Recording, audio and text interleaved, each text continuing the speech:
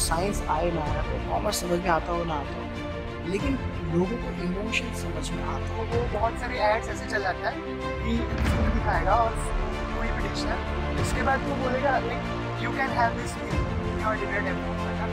क्योंकि अभी जितने भी स्टार्टअप्स हैं, अगर किसी के पास यूनिक आइडिया है, ऐसा बोल नहीं सकता वो, क्योंकि ऑलरेडी जो भी वो आइडिया ट्राई कर रहा है और 10,000 माइंड्स में वो चल रहा होगा। That entrepreneurship is real.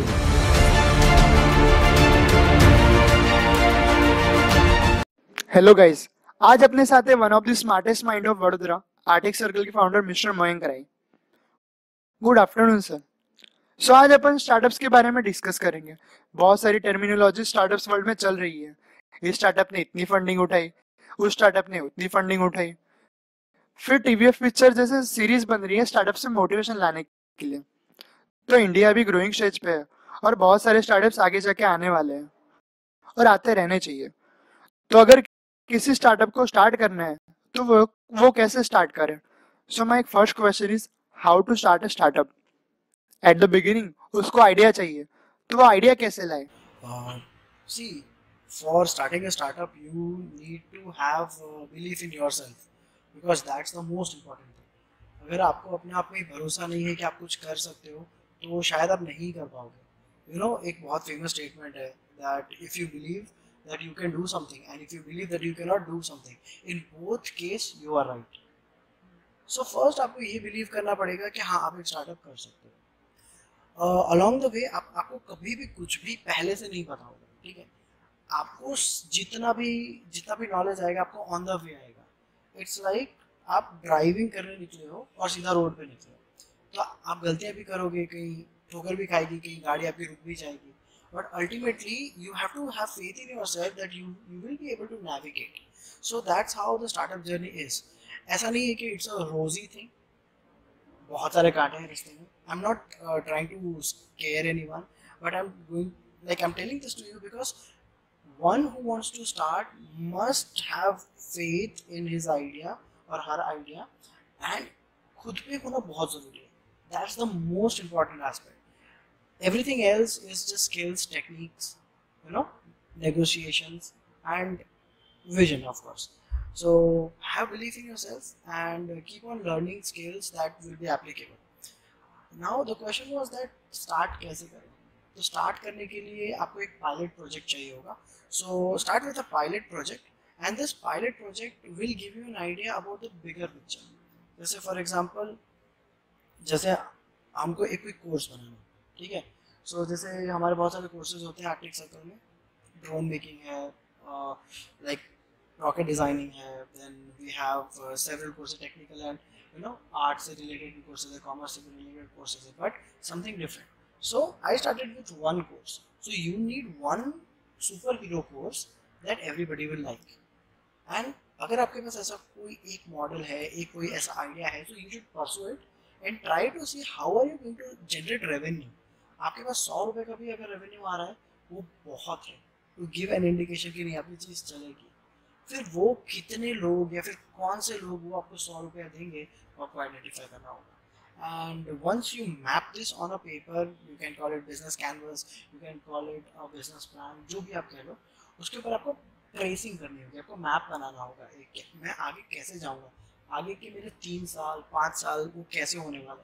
So you have to actually see that you have to have faith in yourself. You have to then decide that what you are going to do, a small pilot, and pilot के जो results हैं उससे आपको एक blueprint बनाना होगा कि भाई मैंने ये किया, ये मुझे रिजल्ट्स आए इसके, राइट। और ये रिजल्ट्स में रेवेन्यू पार्ट क्या था, बिजनेस मॉडल क्या था, वो आपको एक सिंपल वे में आपको लिखना पड़ेगा।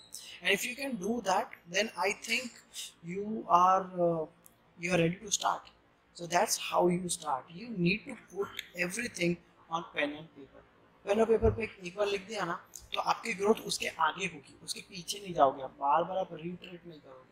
So that's how you can start probably. So sir अभी अपन ने बात की कि एक सिंपल आइडिया, एक प्रॉब्लम सॉल्व करो, मार्केट में टेस्ट करो। टेस्ट करने के लिए वैलिडेट करना पड़ेगा आइडिया। तो कुछ प्रोसेसेस हो सकती है या कुछ टेक्निक्स हो सकती है कि हाँ इस वे में अगर ये मेरा आइडिया है तो हम इसको वैलिडेट कैसे करें। तो अगर किसी के पास स्टार्टअप आइडिया आता है, एनीथिंग लाइक किसी भी फील्ड का हो, अब उसको वो टेस्ट करना है तो वो कैसे कर सकता है? Okay, okay. So, see, testing an idea is a tough task. आप secondary research कर सकते हो, ठीक है? That this is my idea. What is done already in the market? So, for example, if we are at tech company, then we already know that what other tech companies have done. So we have that data. We do a thorough research on that. That what if we float this in the market and what will happen? What are the people's reactions? Okay. So this is one way, and majorly people do this. But this doesn't give you an idea about exact numbers, exact figures. Who is the buyer? At what price do they buy, or do they even have an intention? Because this is somebody else's work that you are studying. You have never encountered anything that is related to this. Okay, so एक दूसरा तरीका है which is a very popular method nowadays amongst the startups. What you can do is just a guy who can design your website, okay, and tell the person to design a very good landing page. Put your product and service on that landing page. ये तैयार हो जाने के बाद you have to go on social media. It can be LinkedIn, it can be Instagram, it can be Facebook, or if you're in US, it can be TikTok. On different other platforms, you can create an ad basically for that particular product and link it with that landing page. मतलब उस ad पे कोई click करेगा तो वो landing page पे जाएगा. So now, but ad पे लोगों को लाना होगा. So that's where your social engineering comes into the place. The more you know your customer, who is your customer, who is your buyer, who is your consumer, and who is the actual payer. जैसे for example Bonvita की बात करता है, consume कौन करता है? बच्चे करते हैं. पे कौन करता है? पेरेंट्स करते हैं. बट पेरेंट्स को बाय करने के लिए इन्फ्लुएंस कौन कर रहा है? बच्चे कर रहे हैं. बच्चे जाके बोल रहे हैं कि हमें बॉर्नवीटा चाहिए, so parents get it for that. So you have to understand that who will consume your product and who will pay for it. And in both cases you have to go in the demographics, you have to go in the interest deeply. आपको समझना पड़ेगा अपना audience profile, and then you have to run an ad. Now how many people click on that ad? That's very important. How many people are going to actually click and go on your landing page? For example 1000 लोग गए, आपने 1000 rupees की ad चलाई और बहुत सारे आपको impressions आए. For example 1000 रुपीज़ में आपके वीडियो को 7000 लोगों ने for example या 10,000 लोगों ने देखा. उन 10,000 लोगों में से कितने लोगों ने क्लिक किया? So for example 1000 people clicked. It's a random example, the numbers will vary. 1000 people clicked on your site. So you know that 10,000 people came to this ad, it was viewed to 10,000 people and 1,000 people clicked. So you are getting a ratio. I did not give you the technical term of it, but I'll tell you, you get a ratio. You understand that 10% people visited my website. That means they have some kind of interest in my idea. Now that after reading the landing page, how many people sign up? Don't sell directly. Just tell that, would you be interested in such and such product? If yes, then click the link below, yes or no. And if yes, then give your details. So by that 1000 people came, and for example 50 people gave you the contact details, or 100 people gave you the contact details, then you know that 5% to 10% people have the intention to buy your product or subscribe to your product. So that's how, if it is like anywhere around 3 to 4%, you have a market. You should understand that you have a market, and this is how you mathematically test your idea, right? You got the intention of the people. आपका product नहीं है, आपका कोई भी services नहीं है, you just made a website, you let people just show their intentions, and you bingo, you got to know it. इससे अच्छा क्या हो सकता है?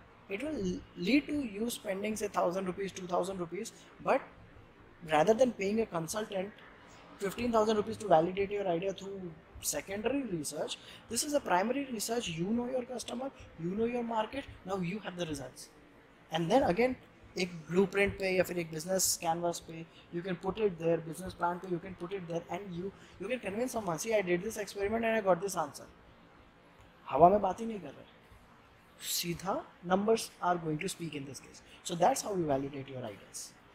तो अगर मेरे पास कोई भी आइडिया है तो बेसिकली मैं ट्राई करूँगा तो उसका लैंडिंग पेज बना दूँ. सपोज अब मैं कुछ भी सेल कर रहा हूँ या कुछ भी मेरा टेक स्टार्टअप है या कुछ भी लाइक, तो मैं पहले लाइक लैंडिंग पेज बनाऊँ, लैंडिंग के पेज के बाद मैं उसकी थोड़ी मार्केटिंग स्टार्ट करूँ, सोशल मीडिया हो गया या तो फिर एड्स वगैरह हो गया सर। तो उससे मेरा एक आइडिया जो था वैलिडेट हो जाएगा कि हाँ लाइक इस इतने इतने कस्टमर्स है, इतने इंटरेस्टेड है उसमें से, लाइक कितने लोगों ने देखा, रीच कितनी है, रीच के हिसाब से अपन वो डिसाइड कर सकते हैं कि हाँ इतने इतने लोगों को पसंद आया। अभी लाइक अगर मैं किसी बंदे के पास एकदम रैंडम सा आइडिया, अब ये सब करेगा सर लाइक, लेकिन अगर उसको 3 इंस्टेंट स्ट्रेटेजीज चाहिए क्या, अभी मेरा एक स्टार्टअप है, मेरे पास 1 वीक है, तो मैं एटलीस्ट मेरा पायलट एक्सपेरिमेंट स्टार्ट कर दूँ, तो मेरे पास कौन सी 3 ऐसी इंस्टेंट स्ट्रेटेजीज होगी जो मैं इम्प्लीमेंट कर सकता हूँ मार्केटिंग के लिए। मार्केटिंग के लिए अगर आपको कुछ इम्प्लीमेंट करना है, ऑफ कोर्स अगर आपके पास कोई प्रोडक्ट है और आपने उसका बिजनेस प्लान बना लिया तो मार्केटिंग प्लान एक बहुत इंपॉर्टेंट पार्ट होता है। अब मेरी तरफ से अगर if you want to have some strategies, so I'm a big fan of meme marketing. You should go ahead with meme marketing. You should try to use the emotions of people. Not use is a wrong word, but try to get involved in the emotional aspect. Okay, that is going to be really essential, because either आपको maths आए ना आए, आपको science आए ना आए, आपको commerce समझ में आता हो ना आता हो, लेकिन लोगों को इमोशन समझ में आते हैं। मैं आपको अगर बोलूँगा कि I have this pen, buy this pen, ठीक है, so you might not buy it क्योंकि मैंने आपको ऑफर दे दिया, I you don't know me and something like that. But what if I showcase a video where I am using this ink pen, okay, I'm writing a beautiful letter to my grandmother or my father, or somebody who stays away, and you can use the pen very judiciously and in a beautiful manner. This showcasing of the emotion of writing a letter and the tears from the eyes of the grandfather or grandmother receiving that letter is immensely beautiful. So you have to create a brand. There is no shortcut, there is no tactic or strategy. It's a planned steps that you have to take. At every stage, first you can have awareness, at second stage you can build relation, and third stage you offer something where you can sell. You have to have a system in place. So first strategy, you can use memes. Second strategy, I would say use videos, a lot of videos, emotional aspects and angles. And third, very important, is influencer marketing. See, I know that people don't like influencers. Like, influencers have a cringe tag nowadays because they keep on dancing or doing things. But there are particular domain based influencers. Comedy के लिए हैं, fashion के लिए हैं, then for real estate हैं, realtors हैं. There are lot of other people out there who are influencing people right now, and if they speak about your product, and if mutually, like, others also at different level are talking about your product, you develop a brand. Now when you have a brand, you have to plan a call to action कि ये मेरा इन्होंने video बनाया और post किया, तो उसके बाद क्या स्टेप होगा. So you should have a call to action that हाँ इन्होंने वीडियो डाला, एक कूपन डाला, कूपन कोड यूज़ करो एंड परचेज करो. So you should have a strategy like this, call to action in place. And if you're for example, if you want to make a video, see that the first 3 seconds are immensely attractive, like catches your attention, and I call it a hook. You should have a hook. वो मछली फंसाता है ना, वैसा you should have a hook. I don't want to call people like मछली, but still there should be a hook. Then there should be a very beautiful story that they can connect to, that activates their emotions, that activates their memories, that activates their future desires, dreams and goals, right? So, and after that you pitch something in a very subtle way. You tell them to buy it and you create urgency. As simple as that. I think that I have given you an ad script in a way. This is an ad script most of the companies are using. किसी की like pencils या pen वगैरह cell करे तो उसके लिए add script अच्छी हो सकती है. I don't say that I just gave the perfect way, because this is, I'm saying because I must have seen something like this, but you can come up with any sort of अफलातून idea आ जाना और idea को implement करने में बहुत फ़र्क है. सो अच्छा आइडिया आया, सोचो सोचो सोचो, इम्प्लीमेंट करो, पीपल विल रिएक्ट. लोगों का काम ही है रिएक्ट करना. अगर घर से तुम 12 बजे के बाद निकल रहे हो and if somebody sees, they are going to react, right? If you do something good, they are going to react. If you do something bad, people are going to react. So on social media or in society, people react on different things, and you can, as a marketer, as a entrepreneur, you can utilize this particular psychological aspect of any person out there. So take the benefit of reaction. सो अगर sir अपन इसको break down करते हैं तो like जैसे कि first एक meme marketing हो गया, तो फर्स्ट स्टेप वो, फिर एक इमोशनल इंगेजमेंट के लिए एक आप इमोशनल ऐड क्रिएट करो, और उसके लिए आपको कंटेंट मिलेगा कम्युनिटीज, मतलब जो आपकी टारगेटेड ऑडियंस है उसकी लाइफ में से कुछ ऐसे स्टोरीज उठाओ और उसको फिर टारगेट करो। और थर्ड, एक अर्जेंसी लाइक करो कि लाइक लोगों को लगे कि एक फोमो क्रिएट करो कि हाँ अब मुझे अर्जेंसी चाहिए। जैसे जोमेटो इसके लिए बहुत फेमस है, तो वो बहुत सारे एड्स ऐसे चल जाता है कि एक फूड दिखाएगा और कोई भी डिश है, उसके बाद वो बोलेगा like you can have this meal in your dinner table. तो एक तरह से वो अर्जेंसी इमोशन सब ऐड करके एक परफेक्ट मार्केटिंग लाइक करनी है। मतलब तो first may be meme marketing, second emotional add, third urgency create करो। So that's a good way to go about it. तो ये एक हो गया। अभी सर अगर मैं बात करूँ, चलो एक प्रोडक्ट, अभी एक स्टार्टिंग से देखते कि अपन ने क्या डिस्कस किया। जैसे कि अपन ने एक प्रोडक्ट बनाया, कोई भी सर्विस है, उसको सेल करेंगे, अपन जाएंगे सोशल मीडिया, क्योंकि अभी फ्री में कंटेंट मार्केटिंग और एड्स जो भी आपने डिस्कस किया उसके थ्रू अपन ग्रो करेंगे। थर्ड, अब मुझे चाहिए टीम, लाइक अगर मेरे को एड्स क्रिएट करनी है, सपोज लाइक एड्स वगैरह इमोशंस, उसके लिए थोड़ी आइडियाज चाहिए, तो मुझे एक टीम चाहिए, क्योंकि सिंगल पर्सन इतना सब हैंडल नहीं कर पाएगा। तो सोशल मीडिया के लिए कोई जिसके पास अच्छा नॉलेज है वो कर सकता है। तो मे बी अगर मुझे को फाउंडर की ज़रूरत है तो मैं को फाउंडर कैसे फाउंड करूँ? को फाउंडर के बाद मुझे को फाउंडर फाइंड करने के बाद मुझे और बाकी लोग भी चाहिए टीम में, तो वो कैसे, लाइक कुछ स्टेप्स होगी जैसे, तो वो मैं क्या कर सकता हूँ? ओके, सो ये क्वेश्चन बड़ा ही सब्जेक्टिव क्वेश्चन है। को फाउंडर कैसे चूज़ करना, मैंने मेरा को फाउंडर्स कैसे चूज़ किए, and how did I start. तो मैं अपना एक्सपीरियंस बता सकता हूँ, एंड उसमें कुछ लेड ग्राउंड्स हैं जो आप एक्चुअली फॉलो कर सकते हैं, and you can apply it. And जितना मेरा नॉलेज होता है, कभी भी आपकी टीम में आप ऐसे किसी पर्सन को मत लो, फर्स्ट ऑफ ऑल, जिनकी आपकी स्किल और उसकी स्किल मैच होती हो। This will be a blunder if you find someone who has the same skill set as yours। या तो कल आप रिडंडेंट हो जाओगे या तो वो रिडंडेंट हो जाएगा, और फिर वो जो अपनी इक्विटी शेयर की है वो इक्विटी, क्योंकि को फाउंडर्स लाओगे तो आप इक्विटी शेयर करोगे तो वो वेस्ट हो जाएगी इक्विटी, बहुत सारा वर्थ वेस्ट हो जाएगा। आज आपकी कंपनी का अगर वर्थ 10 रुपये पर शेयर है फॉर एग्जांपल, तो और उस पर्सन के पास फॉर एग्जांपल 1 लाख शेयर्स हैं, तो अगर शेयर की वैल्यू 10 रुपये से लेके अगर 100 रुपये हो जाती है in future due to sales and valuation game that everybody is playing these days, अगर ऐसा हो जाता है तो वो आपका 1 लाख शेयर्स फिर किसी काम के नहीं होंगे, right? So do, and then the team will fall apart because skill set same है, राइट? एंड कंपटीशन आ जाएगा, इधर मी और इधर हिम। सो ये चीज़ नहीं होनी चाहिए। This is the first ground rule, that skill sets अलग होने चाहिए। If you need certain skill set like yours, hire somebody, that's the right strategy. थोड़ा टाइम लगेगा for startups to start hiring, but eventually if you are making money you can hire. Okay, co-founders are really important. If you are a marketing guy, get a tech guy, okay? And if you need a, for example, a manufacturing person or operations person, you get that kind of person in your team, so that your product, your marketing and everything stays intact, right? So this is how you should pick your team. You should pick different skill sets. Then दूसरी जो बहुत important बात आती है वो होती है values कैसे हैं।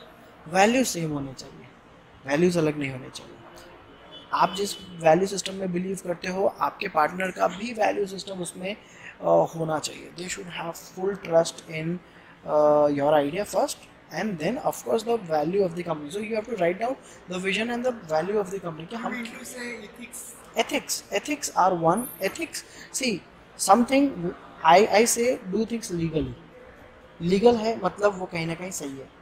एथिक्स में बहुत जगह मॉरल ग्राउंड्स आ जाते हैं, जैसे फॉर एग्जांपल चलो नॉर्मल कंपनी, एजुकेशन कंपनी है, तो we have to be very much moral about things. Okay, moral part बहुत इम्पैक्ट करेगा। लेकिन for example if you are company that sells alcohol, ठीक है, so at that time you cannot just directly focus on the morals, because of course morally it is totally not accepted, but there is an industry, right? There is an industry, so if you're taking such kind of steps, then you see that whatever you're doing is legal. But values are different things. Values are something like you decide that we will not go on this path ever, so the person should be agreeing with that, yes, we are not going to do such kind of activities.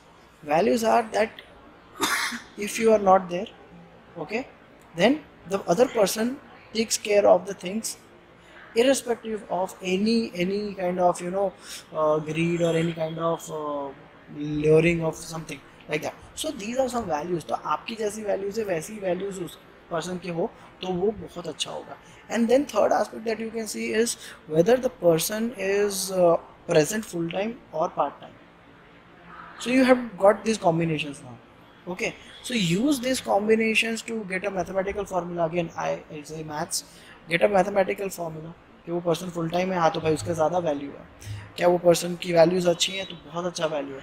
उसकी skill set मेरी skill set same है तो थोड़ा चला सकते हैं, लेकिन ideally should not happen. The skill set should be different. So this is how you pick your team. These are three main aspects that you have to keep in mind while getting your team. And how do you get your team? Maybe you can start with some internship program. You find someone that person is right for the job, has the values, can be full time or part time, no problem at all. You can even make an intern as your partner. That's completely okay. It's not necessary कि आपका कोई दोस्त हो, आपकी कोई family वाला हो या फिर कोई आपका कॉलीग हो. जनरली जितना पर्सनल रिलेशन होता है, the chances are that conflicts arise later on. So we can avoid that. Get somebody who can do the job and then build the relation with the person on the other way around. That stays strong, that stays sharp, and yes, the work gets done. So that should be the approach. Like sir अभी मतलब एक अगर आपके पास कोई idea है, suppose आप BTech student हो, CSC का नॉलेज है आपको, अगर आप कोई टेक प्रोडक्ट बिल्ड कर रहे हो ना, तो आपको फिर लाइक जिसको मार्केटिंग अच्छी आती है उसको अपना को फाउंडर बना लो. लाइक तो दोनों की स्किल सेट भी डिफरेंट हो गए और दोनों के मर्जर से एक प्रॉपर स्टार्टअप भी ग्रो हो जाएगा. तो को फाउंडर ढूंढना है तो इस वे में. और अभी अगर मोस्टली स्टार्टअप्स देखा जाए तो उनके 2 से 3 को फाउंडर होते हैं और वो ज़्यादा फटाफट ग्रो कर पाते हैं क्योंकि इसके पास डिफरेंट नॉलेज है, इसके पास डिफरेंट स्किल्स हैं. तो इस वे में ये ढूंढ सकते हैं. और अगर मुझे और टीम बिल्ड करनी है तो मैं इस वे में देख सकता हूँ कि जो मैं जिसको हायर कर रहा हूँ उसके टॉप 3 गोल्स क्या हैं. तो उस वे में मैं और बेटर उसको एनालिसिस कर पाऊंगा कि हाँ कि ये गोल्स है, ये इस बंदे को मैं हायर कर रहा हूँ तो ये बंदा ये करेगा. अब इसके टॉप 3 गोल्स हो गए. अब इस वे में प्रॉपरली टीम भी मैनेज होगी. तो इसके लिए ये लाइक हो सकता है कि अपने को ये करना है. सर अगर सपोज अभी मार्केटिंग प्रोडक्ट रेडी है, मार्केटिंग के लिए हम लोगों ने प्लान रेडी कर दिया, टीम भी है, अब लाइक उसको एग्जीक्यूशन भी करना है. और एग्जीक्यूशन करते वक्त जितना फटाफट होगा, क्योंकि अभी जितने भी स्टार्टअप्स हैं अगर किसी के पास यूनिक आइडिया है ऐसा बोल नहीं सकता वो, क्योंकि ऑलरेडी जो भी वो आइडिया ट्राई कर रहा है और 10,000 माइंड्स में वो चल रहा होगा. तो जितना फास्ट ग्रो कर, जितना फास्ट एग्जीक्यूशन होगा, चलो स्ट्रैटेजीज तो ठीक है, लेकिन स्ट्रैटेजी से बाद आता है मेन इंपॉर्टेंट पार्ट एग्जीक्यूशन. तो एग्जीक्यूशन के लिए क्या गोल सेट करने चाहिए या फिर कैसे वीकली प्लानिंग करनी चाहिए, डेली प्लानिंग करनी चाहिए? Right. So for planning, I would say it is again very personal, but you should have a plan for every day.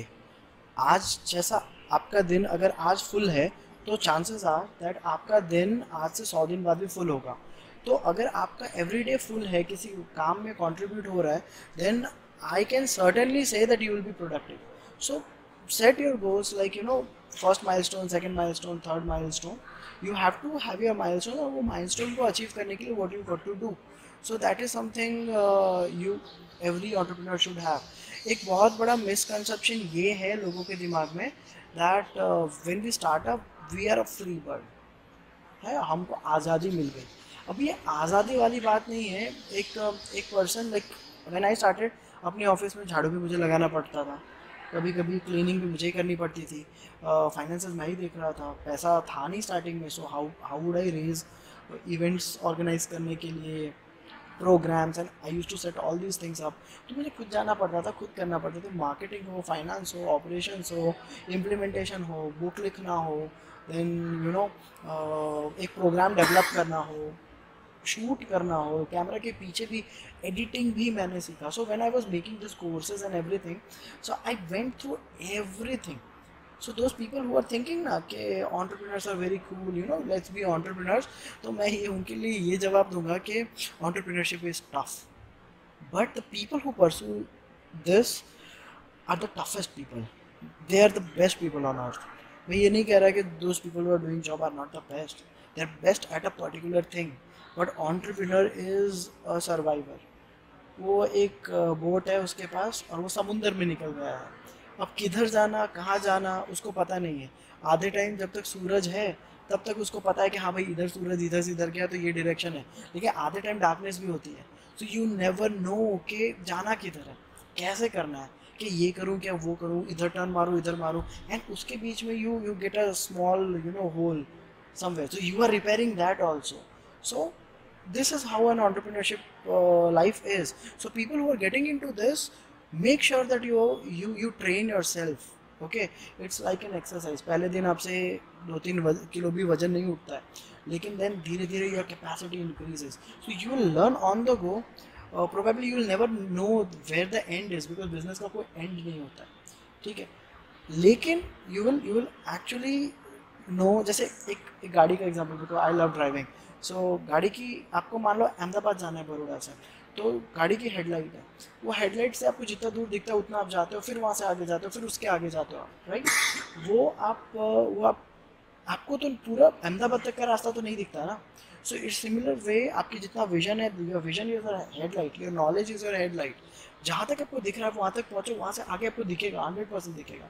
So that is the kind of approach you have to take while developing a startup, and that's how you must actually you know take care of these steps. So goal setting is just like, जितना knowledge है, जितना समझ में आ रहा है उतने पहुँच जाओ पहले, वहाँ पहुँचोगे नहीं तो आगे नहीं जाओगे। और for example if you want to Goa जाना है, ठीक है, तो गोवा जाने के लिए एयरपोर्ट या फिर रेलवे स्टेशन तो जाना पड़ेगा ना। अब रेलवे स्टेशन ही नहीं जाओगे तो गोवा पहुँचोगे कैसे? सो जितना अपना नॉलेज है, जितना अपना तजुर्बा है, जितना अपना ज़ील है, pick everything up and move. So वो मूवमेंट के गोल्स आपको बनाने पड़ेंगे। So that's how you set goals. I know this is very philosophical, but इससे अच्छा एग्जाम्पल मेरे पास नहीं है।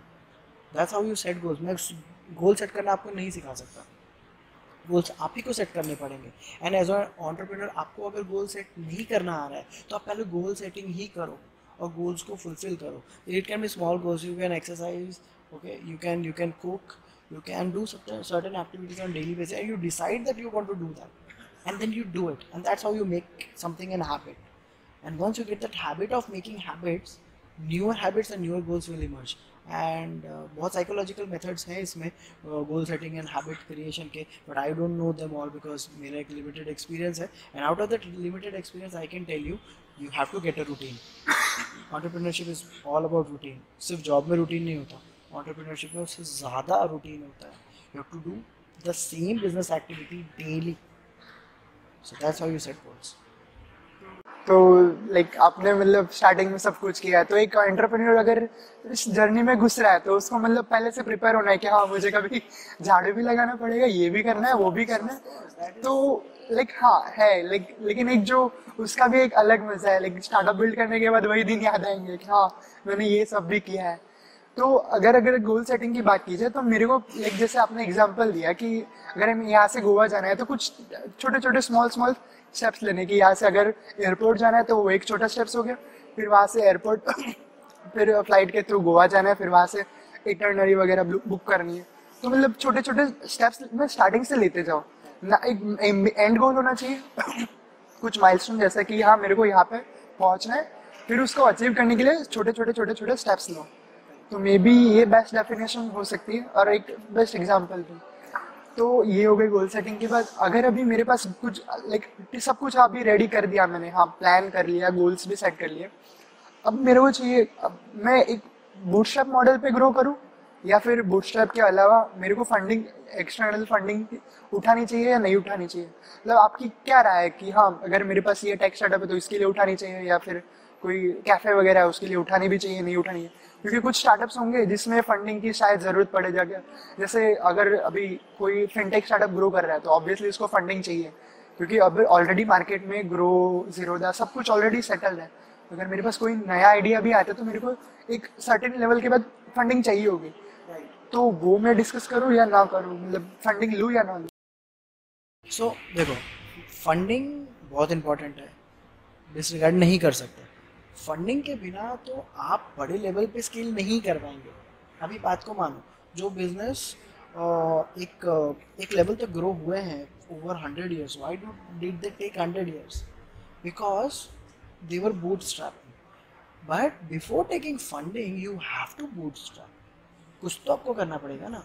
जैसे you come to me with an idea for example, and I like your idea, but तुमने अपना ही पैसा नहीं डाला है, तुम्हारे पास अभी प्रोडक्ट ही रेडी नहीं है, तुम्हारे पास अभी टीम नहीं है, देन मैं उस प्रोडक्ट में इन्वेस्ट नहीं कर सकता। I am an investor and I need to see some concrete things कि हाँ भाई, मैं कुंदन को पैसे दूंगा तो कुंदन उस पैसे का अच्छा यूटिलाइजेशन करके बहुत अच्छे से इम्प्लीमेंट करेगा। लेकिन क्या कुंदन ने ये पहले किया हुआ है, वो मैं जानना चाहता हूँ। कुंदन अच्छा है, सब कुछ है, एकदम परफेक्टली फंडेबल है, लेकिन क्या कुंदन ने रेवेन्यू जनरेट किया है? मैं वो तो देखना चाहूँगा, इंटेंशन तो देखना चाहूँगा ना। Okay, so this is most important thing. Then second thing is bootstrapping is 100% possible. Steps आपको छोटे छोटे लेने पड़ेंगे। प्रोडक्ट आपका क्या पता स्टार्टिंग में छोटा हो, आप डायरेक्टली इलेक्ट्रिक व्हीकल बनाने नहीं जा सकते, but probably you can make some parts of it. You can start with it, you can put some money, and then you can take step by step processes and you can get into it, you can diversify later on. कुछ businesses ऐसे होते हैं जिसमें आपको immense amount of funding की ज़रूरत होती है। ठीक है, अब ये जितना भी फंडिंग है, जितना भी आपको पैसा चाहिए, एक तो आप ये डिसाइड करो क्या आप वो पैसे को राइट यूज़ करना जानते हो। ओवर टाइम आपको समझ में आएगा। जैसे I came up, like I was expose to an idea in fintech. ठीक है, तो मुझे बोला कि क्या हम ये कर सकते हैं? मैंने बोला हम ये कर सकते हैं। ठीक है, लेकिन क्या हमें वो करना चाहिए? It was a fintech startup and we required एक तो lot of backing, funding level पे एप्लीकेशन डिज़ाइन भी करना था एंड बहुत सारे ऐसे एक्टिविटीज़ करनी थी। लेकिन do we know the legality and do we know the details about fintech startups? Because fintech में एंटर करना is, you must have immense knowledge and working of money. अगर मेरे पास वो इंटरेस्ट नहीं है, सॉरी मेरे पास वो नॉलेज नहीं है, then how do I go about implementing that thing? सो आपको नॉलेज, आपको उसमें एक्सपीरियंस होना बहुत ज़रूरी है। एंड फंडिंग आपके एक्सपीरियंस के लिए आती है। आपने एक अच्छा प्रोजेक्ट भी बनाया, ऐप भी बनाया, तो वो भी आपका एक एक्सपीरियंस है। तो उस प्रोसेस पे ट्रस्ट करके एक इन्वेस्टर आपको पैसा देता है। लेकिन जैसे आपको यूपीआई का कुछ इंटीग्रेशन करना है अपने ऐप में, आपको बहुत सारे लीगलिटीज़ के थ्रू जाना पड़ेगा, और वो लीगलिटी शायद आपको पता नहीं है। आपको basically the thing is you have to ask right questions and you don't know what the questions are. तो I would suggest that funding के लिए पहले तो get aware, make the product without, don't go to an investor without any product. ठीक है, go to an investor with a product and with some plan, with an MVP at least, and then try to talk, try to present, and if the investor likes you and your zeal and your whole idea, how to really execute it, and take some milestone also.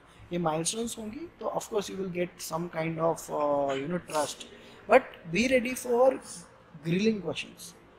They will ask you in and out, and it will all be about your team and you and your values. Product तो तुम्हारे जैसे बहुत सारे ले आएंगे, लेकिन क्या तुम अलग हो? That's one of the main part that investors see. I have worked with investors, I have talked to investors, I have got lots of questions which were based on my values. सो वो बहुत important है। Investment लेना चाहिए नहीं लेना चाहिए, आपका personal startup पे क्वेश्चन होगा। पैसा नहीं है तो लेना ही पड़ेगा, राइट? लेकिन कब लेना है, कैसे लेना है, वो आप डिसाइड करोगे। You have options to use grants, government grants, SSIP schemes हैं, यू हैव स्टार्टअप इंडिया के प्रोग्राम्स हैं। Go and collect grants first, start working with grants. अभी एंटरप्रेन्योरशिप करने के लिए या फिर एक बिजनेस स्टार्ट करने के लिए you don't have to be reliant on just your own money. There are grants available, you apply for it and then you get over time. थोड़ा टाइम लगता है but you get it. Use that money to show some results and validate your idea through the methods that we have talked about. And once you do that step by step, you have the business idea, you validated the idea, you recorded it in a business plan, you made some revenue, and you have all the track records in a right way.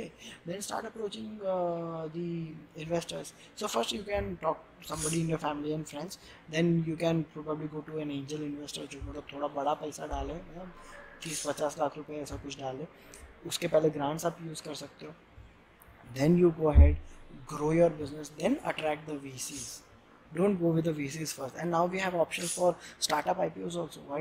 Why can't you launch an IPO in the startup category by Bombay Stock Exchange, where investors are ready to put the money if it is validated by SEBI. So do the real hard work on the sales side, on the revenue side, growth side, and of course you are going to get the investment. Money is there, but money is there for the right people, right idea and right execution.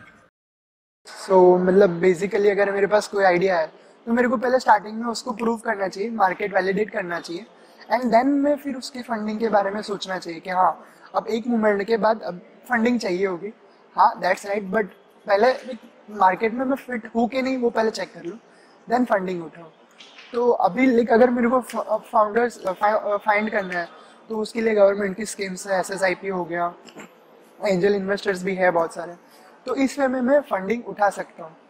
Okay that तो इससे मेरे को like अभी एक doubt ऐसा आता है कि अगर मैं इन्वेस्टर से पैसा उठाऊँ एंड देन उसका कोई स्ट्रेस लाइक होगा या फिर वो मेरे को कुछ प्रेशराइज कर सकता है या फिर प्रोडक्ट में चेंजेस, क्योंकि उसमें बहुत लीगल टर्म्स बहुत सारे होते हैं जो स्टार्टअप फाउंडर को पता नहीं होता है. कि बिकॉज कोई CSE वाला अगर स्टार्टअप कोई भी टेक स्टार्टअप लॉन्च कर रहा है उसको लीगलिटीज के बारे में पता नहीं है, लीगल क्या है क्या नहीं है. तो प्राइवेट लिमिटेड कंपनी होनी चाहिए, उसके लिए बहुत सारी टर्मिनोलॉजीज हैं. तो उसमें क्या मतलब वो क्या कर सकता है, लाइक यूट्यूब से वीडियोस भी तो देख सकता है, लेकिन देन उसको लाइक कुछ चाहिए होगा लीगल नॉलेज, वो कहाँ से गेन कर सकता है. और उसके कुछ आप ये बता सकते हो कि हाँ ये प्रोसेस होती है. सो इसका जो मतलब आंसर है ये तो एक लॉयर ही दे सकता है, राइट.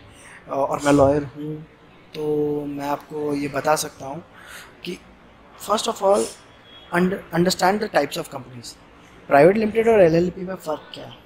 फंडिंग प्राइवेट लिमिटेड पे और LLP पे ही होगी, ये भी आपको मान के चल लेना है.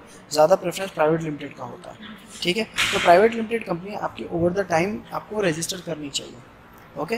देन सेकेंडली कुछ टर्म्स होते हैं जो आपको ध्यान रखने हैं. जैसे इन फ्यूचर जैसे आप नए नए इन्वेस्टर्स लाओगे, आप वैल्यूएशन अपना बढ़ेगा आपका, तो क्या आपके पास अपने शेयर्स को सेल करने का राइट है. बिकॉज वो लोग इन्वेस्टमेंट डॉक्यूमेंट में या टर्म शीट में वो लोग मेंशन करते हैं कि आप एग्जिट नहीं ले सकते. को फाउंडर्स या फाउंडर्स जो हैं वो एग्जिट नहीं ले सकते. तो you should ask for a secondary exit whenever you want. You can sell your shares in the secondary market whenever you want after a certain number of rounds. So वो आपको बात करना पड़ेगा. Then there is something called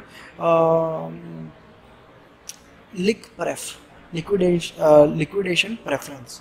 तो ये जो liquidation preference है ये कैसा होगा कि मान लो आपकी कंपनी में प्रॉफिट नहीं किया, आपकी कंपनी अब डूबने वाली है, तो क्या होगा कि पहले आपके इन्वेस्टर्स को पैसा दिया जाएगा अगर वो लिक्विडेशन प्रेफरेंस इन्वेस्टर के नाम पे है.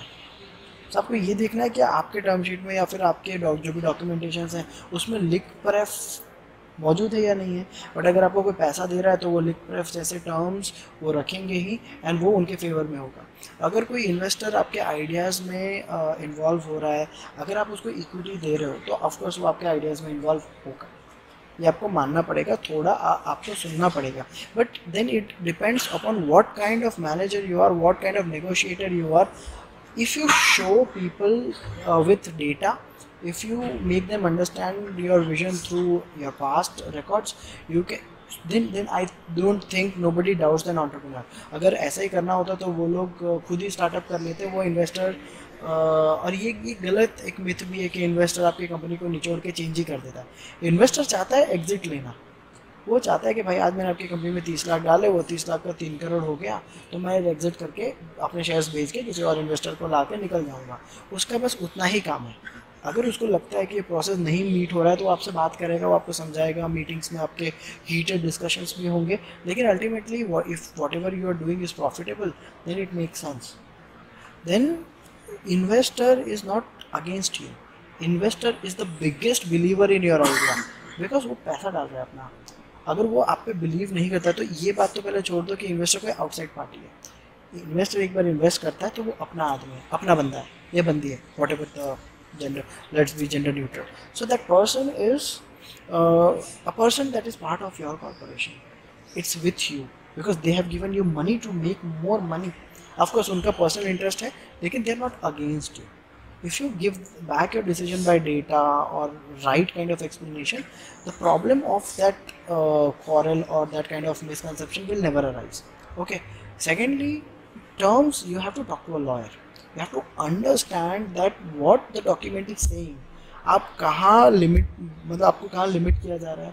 और आपको अगर आप में कोई आइडिया में पैसे डालना चाह रहा है तो एक सिंपल सी बात है, उसको उससे फ़ायदा है। मान लो 50 लाख रुपए दे रहा है आपको कोई, तो 50 लाख रुपए वो आपको दे रहा है, मतलब आपका वैल्यू कितना होगा। 50 लाख एकदम से जेब से निकाल के आपको कोई देने जा रहा है, राइट, मतलब वो आपकी डील को छोड़ नहीं सकता। वो छोड़ेगा तो उसको दूसरी ऐसी डील नहीं मिलेगी। सो आपको रियलाइज़ नहीं होता, लेकिन पलड़ा आपका भारी होता है कि भाई मैं नहीं लूँगा तो आपको नुकसान ऑफकोर्स होगा, लेकिन आपको अगर एक तैयार है तो दूसरा भी करेगा। So you can negotiate because they want to grow their money and you can explain them that if you want to grow the money, I'll give you good exit, I'll give you everything, but you have to have this term on the brief, otherwise we cannot work that way. My partners are not agreeing or whatever you can say, I need to bring a harmony between all the partners and this decision, and you mediate it through a lawyer. Well, lawyers will put up the point in a very mediated, like, nice way. So that can be a very good approach. You should have your own counsel, of course, not in the beginning, but you can have an incubation center, you can have an accelerator who can mediate the whole process and turn things in your favor as well as in the interest of the investors. Because without fulfilling the investors' interest, why are you taking their money, right?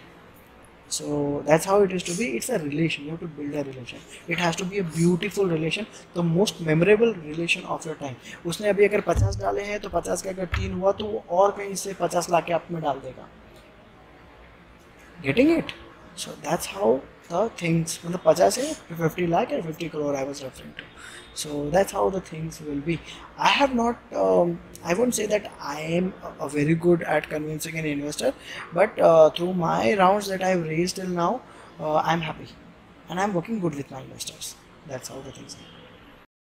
So मतलब पहले check करने के बाद तुम सारी lawyer से discuss कर सकते हो कि ये लीगलिटीज हैं, वो सब, मतलब वो एक बार आपको एक और ओवरऑल आइडिया देगा कि हाँ ये प्रोसेस है, इस तरह से होती है। तो बाकी सारी चीज़ें आपको ऑटोमेट कर देनी चाहिए मोस्टली, कि एक लॉयर को प्रेफर हायर कर लिया, वो सब देख लेगा, सीएस वगैरह। तो अगर मैं आपको पूछूं सर कि लाइक आपके कुछ टॉप 5 आइडियाज़ अभी के टाइम पे जो इंडस्ट्री ग्रोइंग है, जैसे ईवीज चल रहा है, बहुत बड़ी मार्केट है, $400 बिलियन की ई कॉमर्स की मार्केट है, $25 बिलियन की फिर ग्रूमिंग और उस सब की मार्केट है, फैशन एंड वेलनेस की। अगर मैं आपको कुछ आपके टॉप 5 आइडियाज़ कौन से होंगे जो कोई भी ट्राई कर सकता है? Okay. So अगर if you have to ask me that which industry I prefer, so my pick for the industry will be the electric vehicles. क्यों? Because electric vehicles are actually going to change the way we live on our planet. उसका impact बहुत होने वाला है. The only thing that I think that is not so like renewable is the lithium ion battery, because lithium ion battery के extraction में बहुत water use होता है, and that way I think या तो पेट्रोल यूज़ करो या lithium ion battery use करो, it's one and the same thing. Lithium ion battery सस्ता पड़ता है हम लोग को, सो द ट्रैवलिंग और the average becomes very nice. That's why people are adapting, and directly smoke generate नहीं हो रहा है, तो वो भी एक इम्पैक्ट है. So try to get into the EV space, try to get into the hydrogen fuel cell और hydrogen vehicles. So that can be one of the most promising startups that you can enter to. Second is I think tech space, like space tech. Space tech is going to be there, like India में बहुत boom होने वाला है. So if you can fit into the picture of the space tech and if you can generate some patents, I think you will be backed by very good investors. And so space tech is something that you can eye on. The third is I think e-commerce.